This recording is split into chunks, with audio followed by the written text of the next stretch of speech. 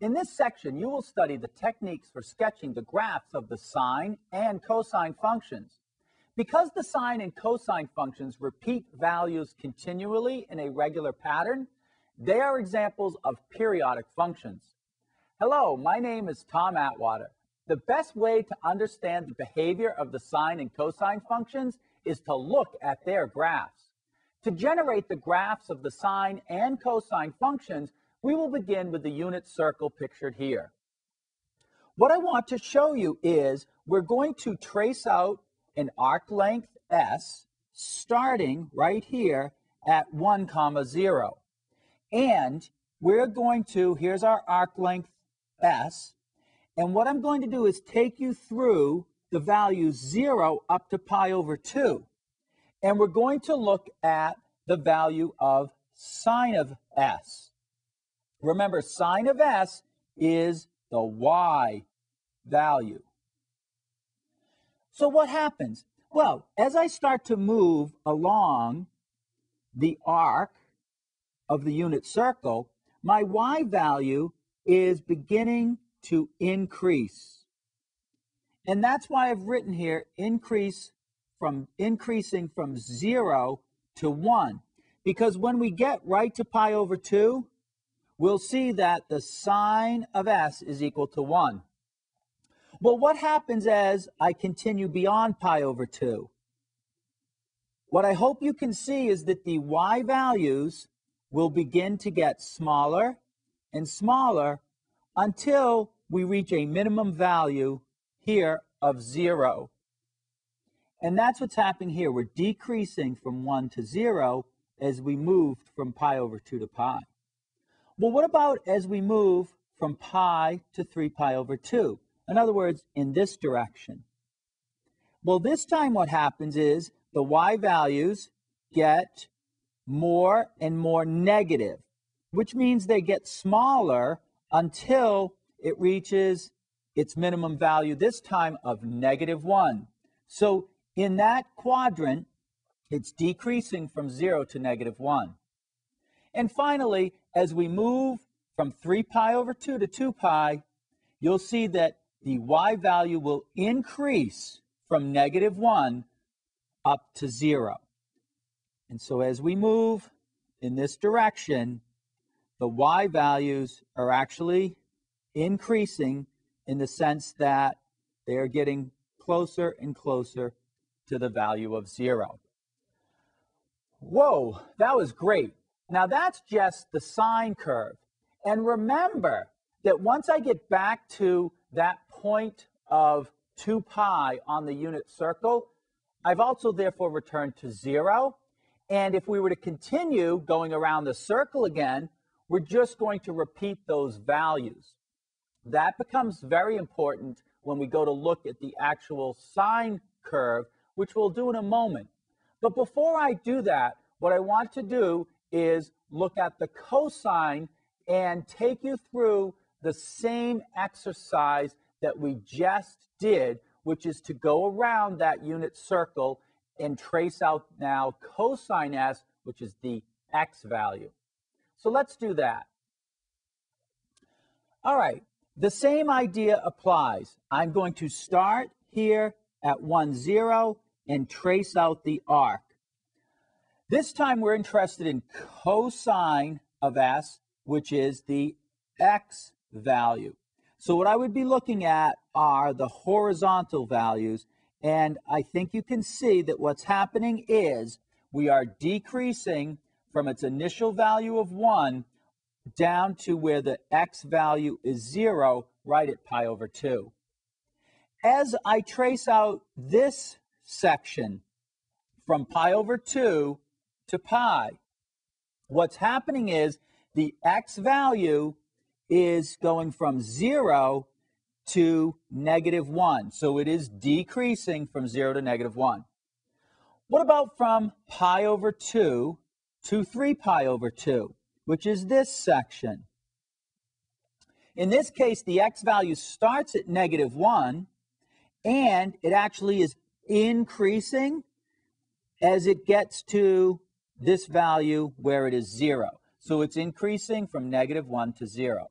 And in quadrant 4, that is this section, 3 pi over 2 to 2 pi, the x value increases from 0 all the way to 1. Okay, great. Now, let's actually plot the sine functional values on the coordinate graph in the xy coordinate system using these key values. We will use x for the arc length of S, and the values for y will correspond to sine of S. All right, so here we have specific values that we were just looking at. For example, negative 3 pi over 2 is equal to 1. So if we look along the x-axis and then go up to positive 1, we see negative 3 pi over 2 comma 1 would be right here. Negative pi comma 0.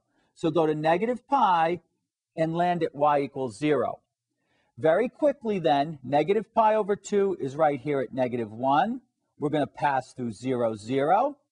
Pi over 2 comma 1. Pi comma 0. And then we have 3 pi over 2 comma negative 1. And then you'll notice if we connect all of those dots that we get that smooth blue curve for the sine curve. Now, I was telling you that once we go around the circle one full time and then start around the circle again, we're going to get the same values repeated. Well, let's take a look at this sine curve so I can show you exactly what happens relative to that. So if I pick that section that I talked about where we started at 0 and went all the way around the circle to 2 pi, we would trace out along the unit circle this graph right here. Well, once I get to here, what's going to happen is those same values will repeat themselves. In other words, this graph will start up just the same way. And I can illustrate it by showing you the negative side. Because remember, negative 2 pi back over here would be the same position of 0. So as I start around the unit circle, I would be getting the same values. That is the same curve traced out.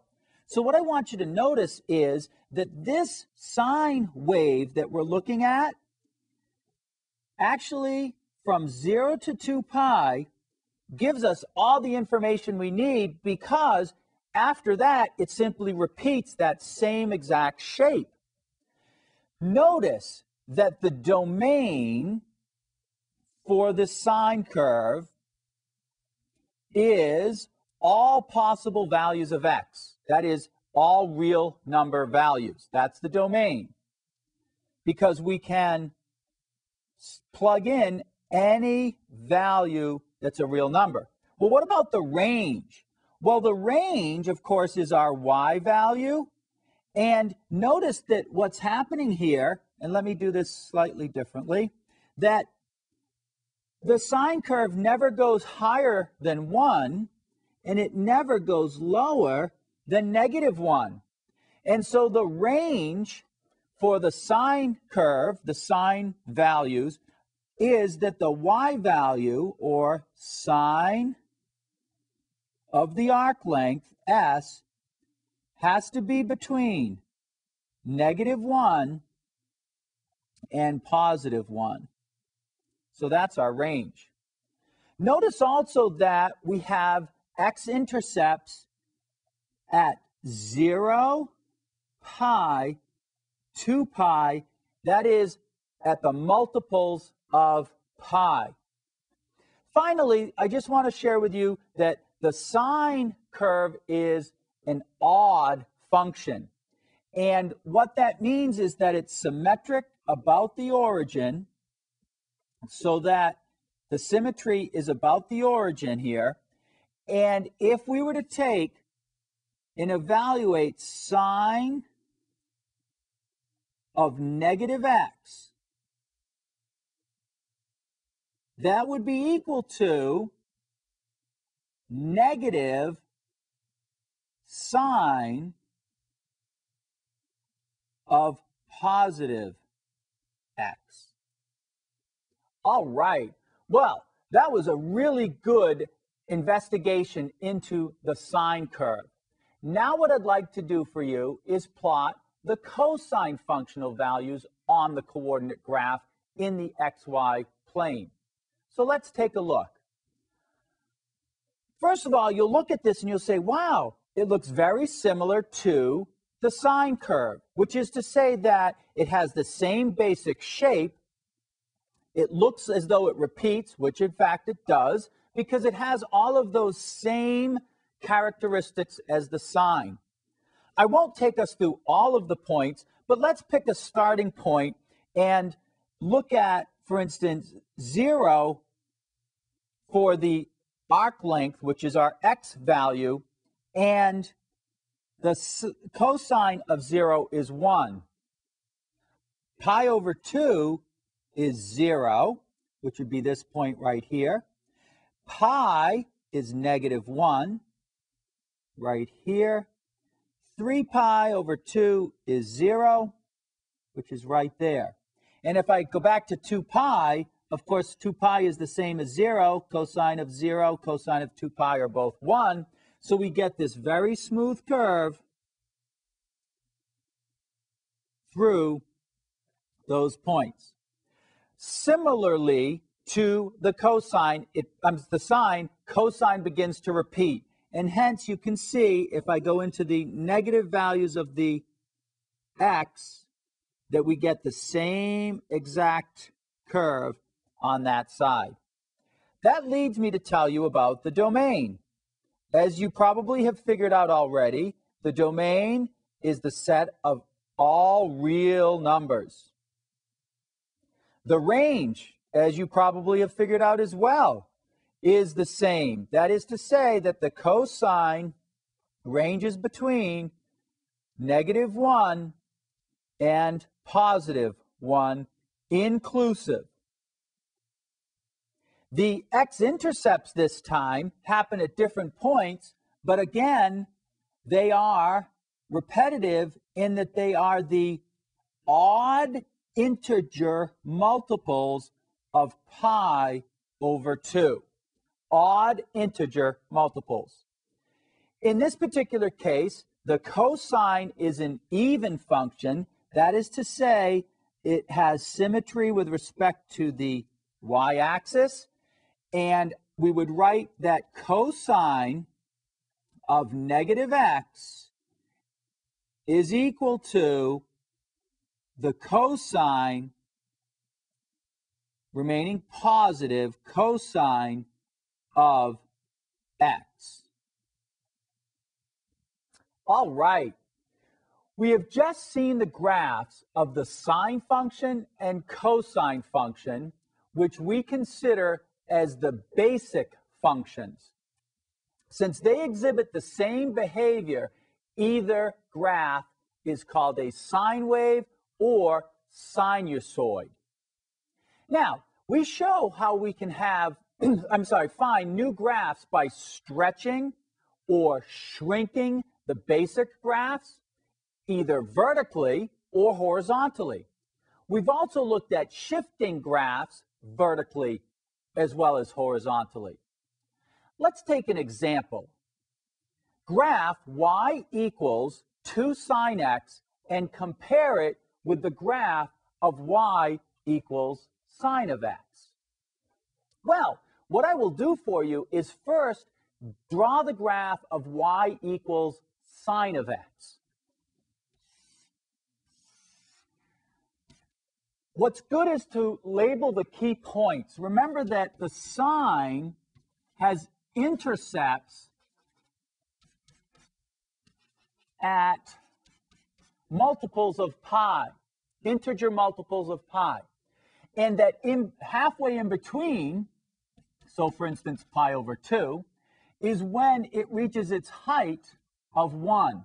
Or in the case of negative pi over 2, it reaches its minimum value of -1. So if I were to lightly draw the graph as a dotted line for the sine curve, there it would be. Well, what about y equals 2 sine of x? Putting a whole number in front of the function, remember, stretches the graph vertically. So this coefficient of 2 stretches the graph vertically.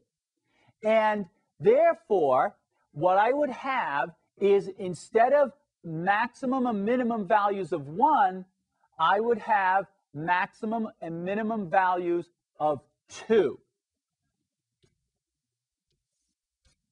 So here it would go up to 2, here it would go down to -2, and here, which by the way is 3 pi over 2, and maybe you already knew that, it would go down to -2, +2. So let me draw that graph for you in a different color so that it stands out.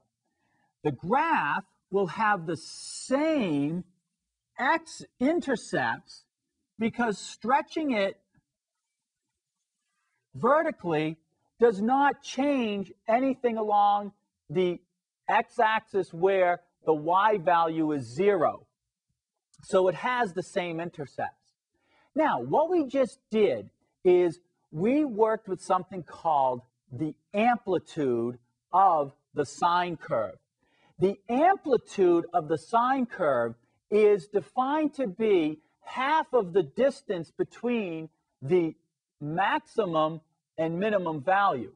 So for the regular sine curve, remember the max value is 1 and the minimum value is -1.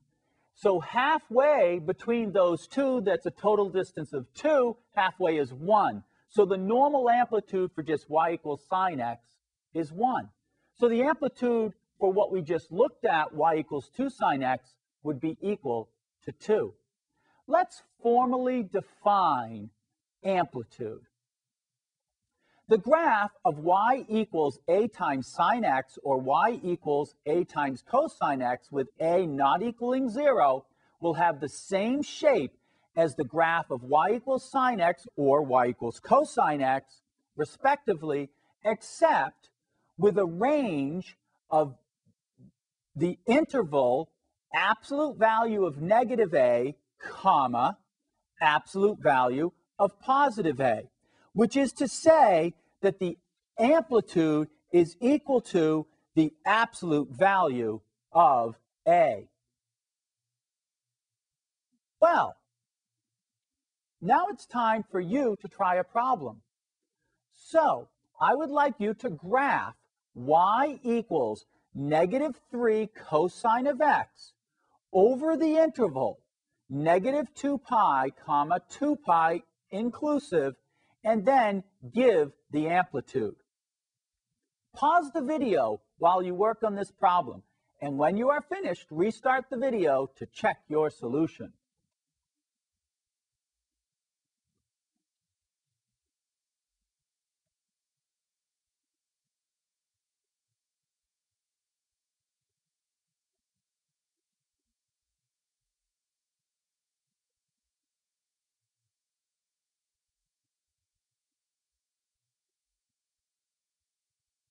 Welcome back. Let's find out how you did with graphing y equals -3 cosine of x. To start, I would graph the basic curve y equals cosine of x. So let's do that. And this time you were asked to go from -2 pi all the way to 2 pi. And this would be -pi, this would be pi. Remember, cosine starts at 0, 1. And it has an x-intercept at pi over 2 and at 3 pi over 2. So a little bit of a dotted line. And of course, coming out this way, it would go down through -pi over 2, going a little too low. It would come up through -3 pi over 2, like that. So that's my cosine, just a dotted line, because it's our guide graph that we're working with. what is the negative 3 in front of y equals negative 3 cosine x do? Well, if we use the idea of amplitude that we just discussed, the amplitude would be the absolute value of negative 3, or in other words, 3. And what that means is this is half the distance between the maximum and minimum values. So therefore, we would say that the graph for cosine will go down to negative 3, and it will go up to positive 3. But what about the negative part of that? What that does is it reflects the graph about the x-axis. So we will include a reflection within this change in amplitude.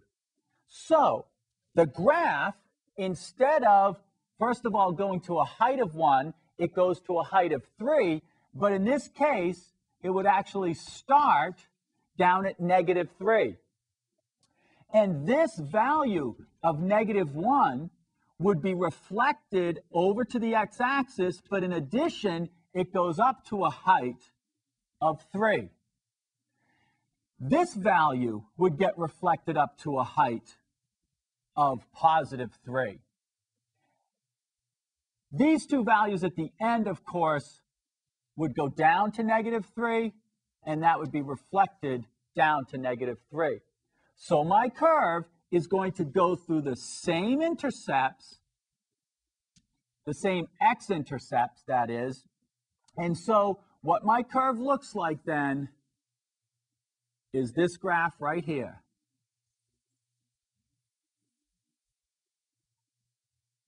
And that's the graph of y equals negative 3 cosine x.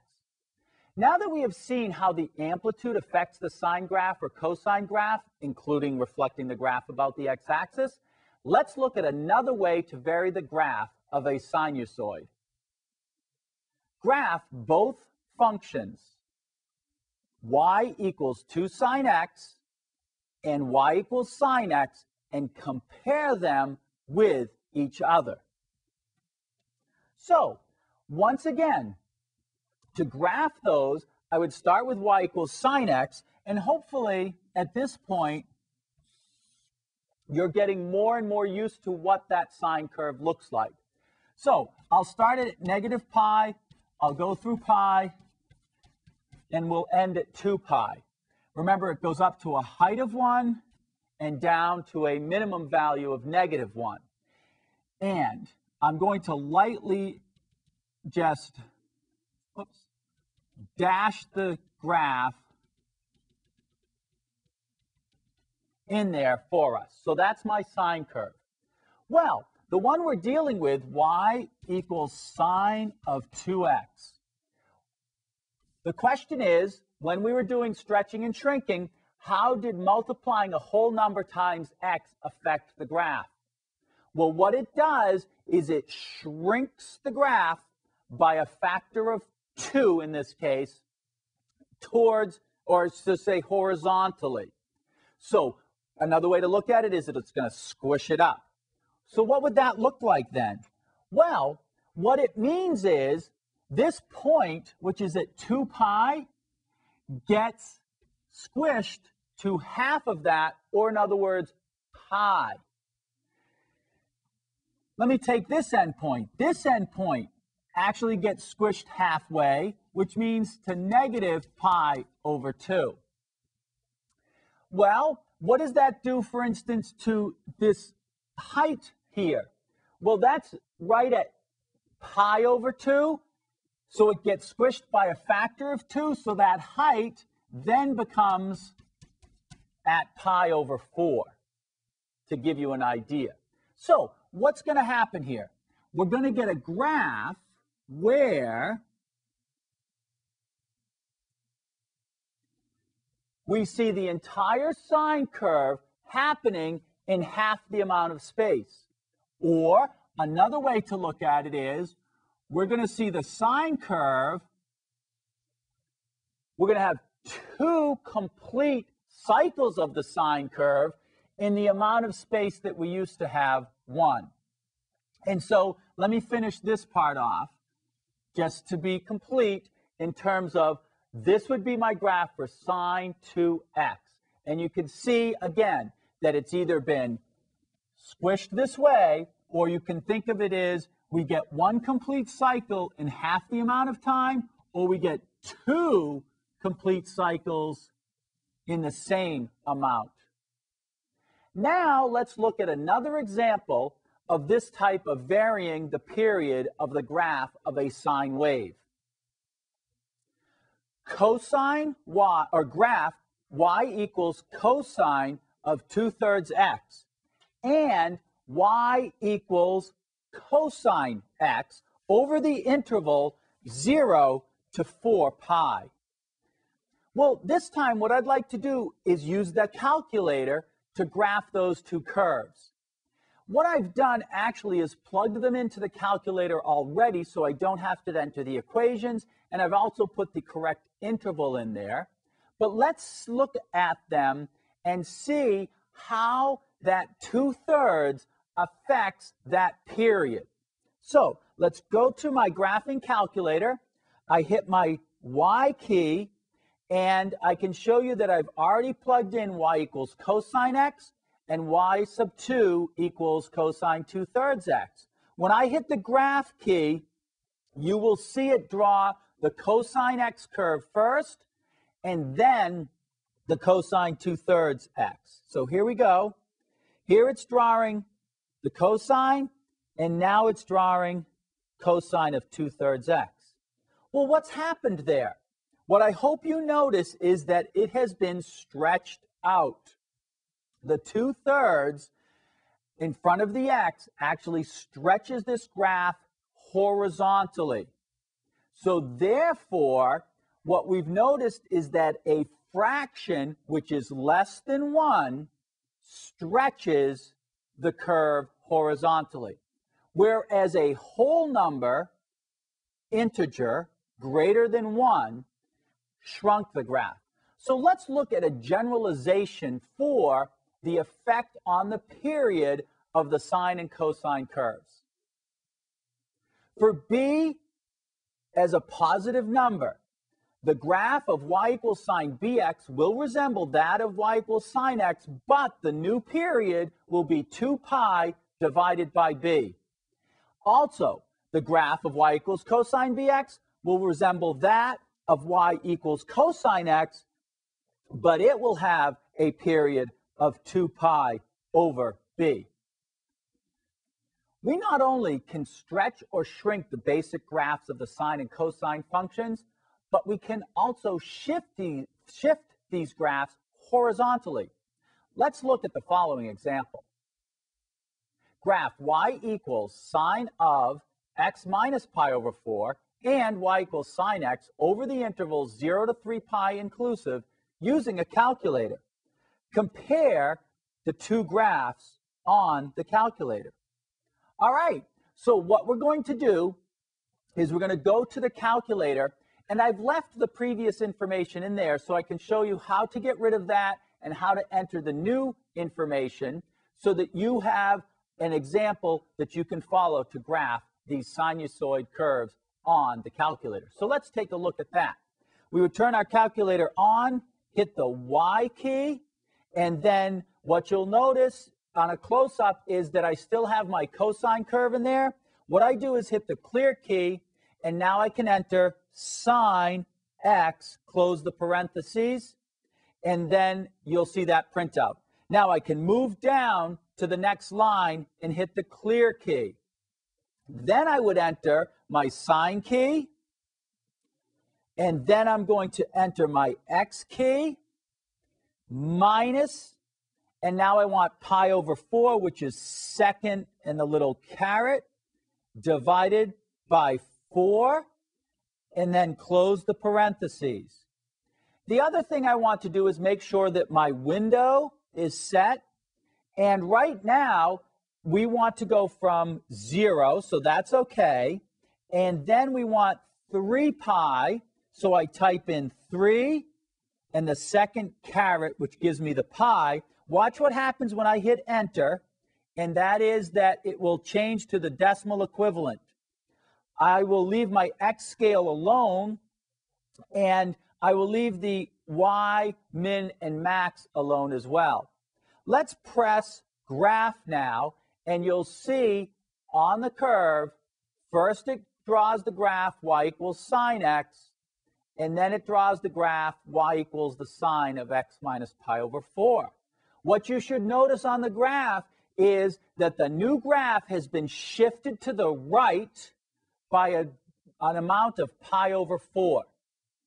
And that's called a phase shift, where the graph moves left or right, that is horizontally. It's called a phase shift.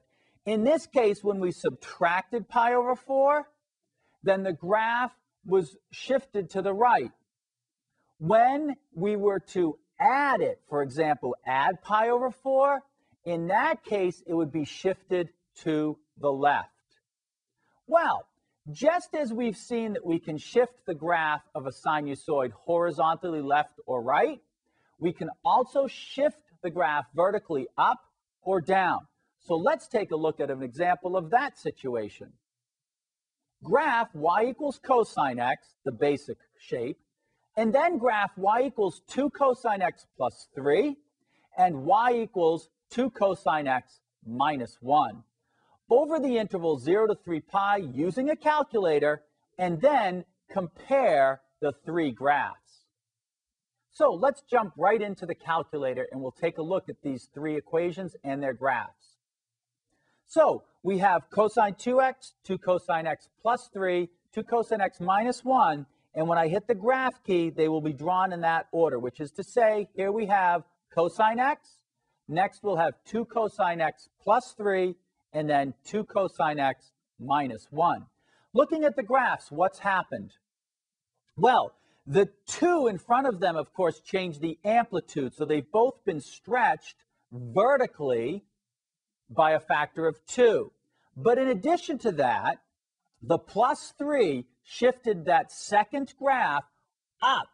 So you can see it's entirely above the x-axis. In fact, what we'll notice is that it has a maximum value at 5 and a minimum value at 1, which the total distance between 5 and 1 is 4, and its amplitude is half that, 2, which is what we'd expect because it's 2 cosine x. Well, what about the graph that's the lowest one on? That's my graph 2 cosine x minus 1. Now, what's happened with that graph is its amplitude was doubled, but then it was shifted down 1 unit. And what that means is that its maximum height, you can see, is a positive 1, and its minimum is negative 3. Well, again, the distance from positive 1 to negative 3 is equal to 4. Half of that distance is 2. The amplitude is 2, which is what we would expect because, again, we have y equals 2 cosine x. So what we found then is that by adding a positive number, we've shifted the graph up. And by adding a negative number, or in other words, subtracting a number, positive number, we shift the graph down. What I'd like to do for you is formalize what we've just been going over.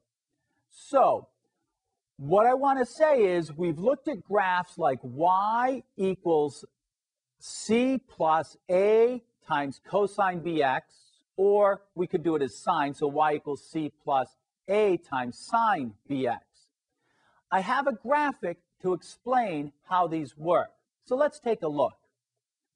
Given an equation in the form y equals c plus a times the sine of b times the quantity x minus d, what we know from this is that the amplitude is the absolute value of a.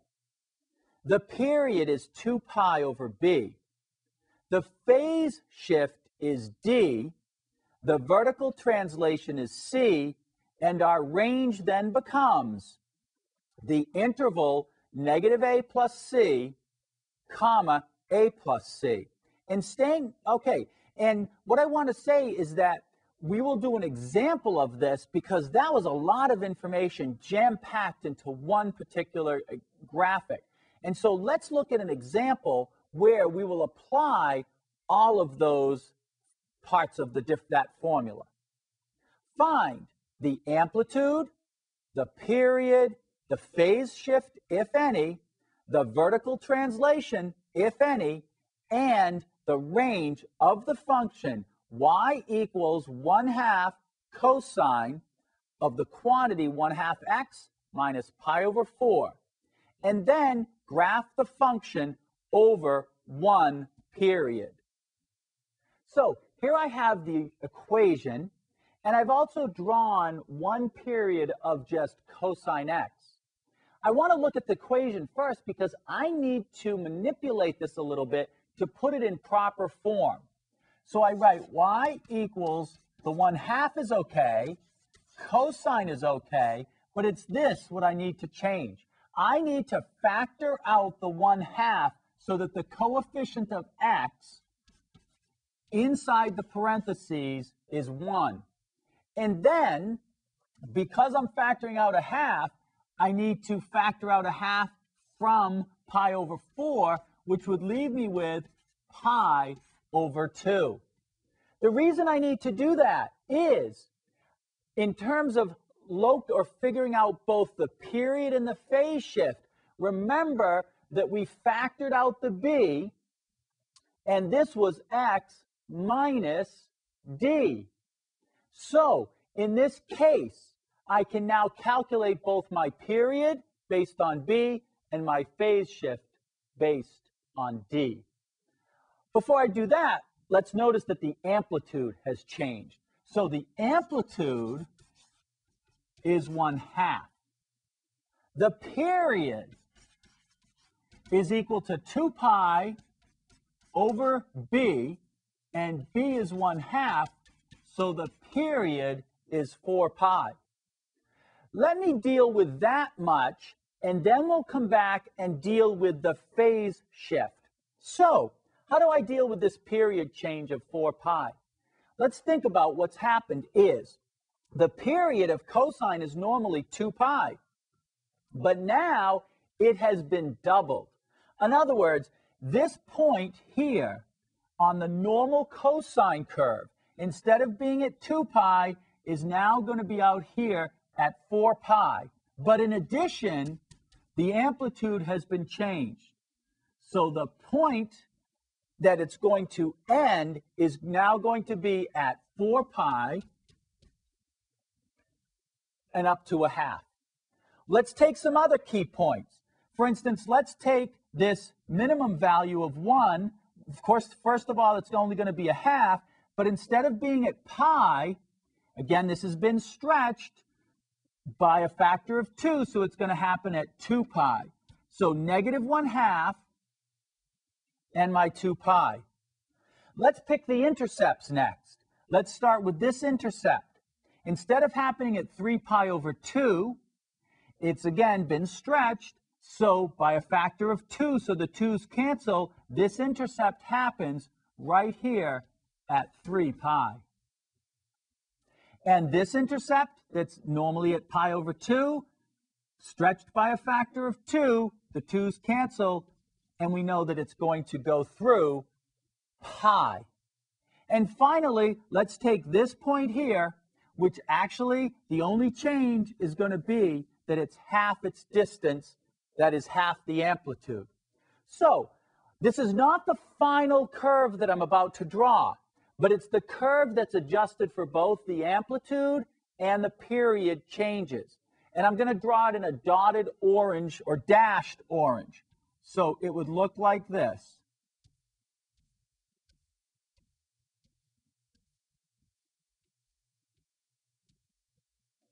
And that would be the curve with an amplitude of 1/2, but a period of 4 pi. Well, what about the phase shift? The phase shift, if we look back up at the manipulated equation, x minus pi over 2, tells me that my phase shift is pi over 2 to the right. Pi over 2 to the right. So let me write that down. Phase equals pi over 2 to the right. All right, so what I'm going to do is take the key points that I've just drawn in the orange chalk and shift them to the right by pi over 2. So this point, instead of being here, will now be at pi over 2. This point would be, instead of at pi, 3 pi over 2. This point, which is right now at 2 pi, is going to go to halfway between, or in other words, it's going to go to the equivalent of 5 pi over 2. So let me write that in. Okay. This point here is, again, going to go halfway. So it's going to be an intercept at 7 pi over 2. And this point would shift over pi over 2, or in other words, to 9 pi over 2. Just for the purposes of what we're drawing here, we want one full period. So, and that is in fact one full period. So it would start here, and it would come down through the intercept. It would hit its minimum point here, go up through the intercept, and hit the maximum point there. So you can see that what's happened is we've shifted the orange curve over to the right by a shift of pi over 2. So the only thing left is the vertical translation. Well, let's take a look at the equation and see, well, there is no vertical translation because there's no value of c that's being added or subtracted on to the function itself. So there's no vertical translation. This is, in fact, the pink graph is, in fact, our final graph. Great job. That was a lot of work. You did yeoman's work today. Now, in this section, you learned how to graph sinusoidal functions and how the amplitude, period, phase shift, and vertical translation affect the basic curves of y equals sine x and y equals cosine x. Sinusoidal function model many types of periodic behavior, and applications of sinusoidal functions are introduced in your text. Make sure that you do the exercises that your teacher assigns, and we'll see you next time.